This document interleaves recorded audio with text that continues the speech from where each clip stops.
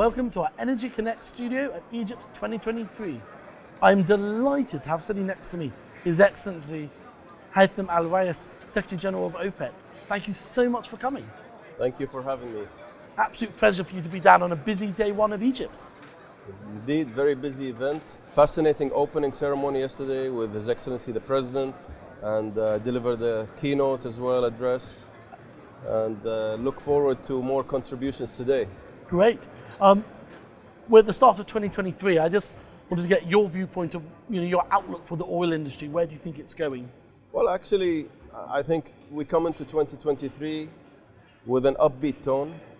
There's a lot of positivity, I believe, in terms of the news about China reopening, and that's a major player on the global energy and oil demand particularly seen. So we see in our latest outlook Chinese demand year on year improving by 500,000 barrels a day, especially in the beginning of the year with the Chinese Lunar New Year and the opening up and the travel season, flights out of China, even mobility indexes all over China or indices all over China have really picked up, which are showing good signs for oil demand. The news about the slowdown and recession and all of that talk that was happening, let's say towards the end of last year, I think we're even seeing some more positive and upbeat tone coming out from the IMF about global GDP and economic growth outlook for this year. So I am optimistic, I'm upbeat, but I always use the word cautiously optimistic, because we have to watch things as they evolve. Absolutely, Haitham. I think that's the important thing to do. And obviously, I want to, working with your industry stakeholders, it's OPEC's role to sort of create a balanced market, and you, IS, will be doing that. But I'd like to hear more of your thoughts on that. Well, definitely. I mean, we've been working with our partners in the Declaration of Cooperation, the OPEC Plus agreement, as the market likes to call it, since 2017. It's been a very robust methodology that we've stuck to. We've been closely monitoring the market, having our technical and ministerial monitoring committee meetings on a regular basis to see how things unfold. And this is a process that we're used to. We're getting comfortable with this process. I think the market is also feeling very comfortable with the transparency that we have shown. And we have been managing very successfully with our partners, as you say, to navigate through sometimes rough waters, for example, COVID-19. But I think we've done a great job, and sometimes we don't get the recognition that is due, but we've managed to keep the market stable, and we will continue to work in that direction. Well, that's so good to hear. I mean, there are obviously always hurdles coming up. What do you see as sort of some of the bumps along the road could be this year? Well, first of all, I think let's focus on the outlook that we had about the recession and the slowdown in the global economy. I think there's still issues with inflation, monetary tightening continuing to a certain degree, although we're seeing signs of it slowing down as inflation does come under control. So that's one we have to keep. We have a lot of moving parts on our radar, as they say, and we have to look at everything at the same time.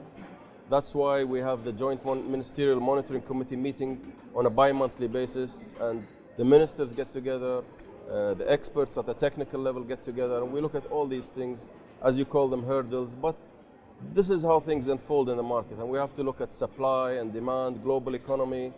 And again, I am optimistic that this year will be a better year than previous years. Well, I'm glad to hear that. And obviously, towards the end of the year, we've got COP28 in the UAE, a key OPEC member. But I just want to get your points of the importance of that. Sort of, we've heard a COP of action, but also around the sort of implementing the energy transition in the right way. Well, absolutely. I like the way you described it as the right way. I like to call it an orderly energy transition, and I'm glad to see that now many people in the industry are actually using that term, because it has to be orderly. It cannot leave chaos behind us.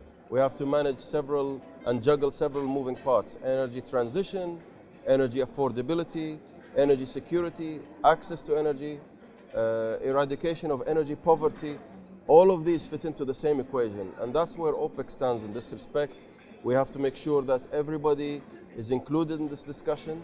I was very happy when I came here in COP27 November last year. The platform that was provided in Egypt at Sharm el-Sheikh was absolutely effective in relaying that message across. I reiterated that yesterday in my comments in the keynote address.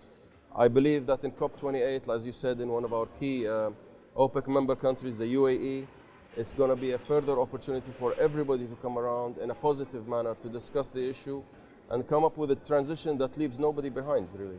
Yeah, I think that's important. And, you know, just ending, we're here at EGYPS 2023. How have your dialogues gone so far? You said about the opening ceremony yesterday. And yeah, I just want to get your viewpoints on that.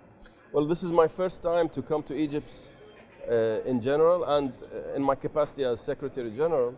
It's an amazingly huge show that's taking center stage, not only in Africa, but globally. We can see from all the participants from everywhere around the world.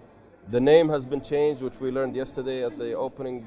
It's going to be Egypt Energy Show, if I'm not mistaken. That's right. Which is, it's only going to add more value to it in terms of the presence and the exhibitions, opportunities to connect with people. I was really honored to be able to deliver the keynote address yesterday in the opening ceremony with the presence of His Excellency President El-Sisi, a huge audience, and he delivered some very concrete and concise messages about the energy transition, about the role of Egypt. And there's a story I'd like to end with here that maybe through your interview here, that not many people actually know that the idea of the creation of Egypt actually came out of OPEC, actually came out of Egypt in Cairo. In 1959, at the sidelines of the first Arab Petroleum Congress meeting held in Cairo, the 5 founders, Saudi Arabia, Kuwait, Iraq, Iran, and Venezuela joined. They met in the Mahdi Club and the Yacht Club here in Cairo on the Nile in a very quiet meeting, very discreet, and they came up with the idea of creating OPEC, which was then later officially formed in 1960 in Baghdad, in Al-Sha'b Hall in Baghdad. So fascinating times for us as OPEC also to be here in Cairo in Egypt. It's a great success, a big event, and I'm sure the next one will be even better. This is the 6th version, going strong, and I think it's going to continue to go strong for Africa, for Egypt, and for the global energy scene. Just want to say thank you so much for coming by the Energy Connect studio. Thank you, my pleasure. Thank you for having me. Great to be in person with you. Thank you.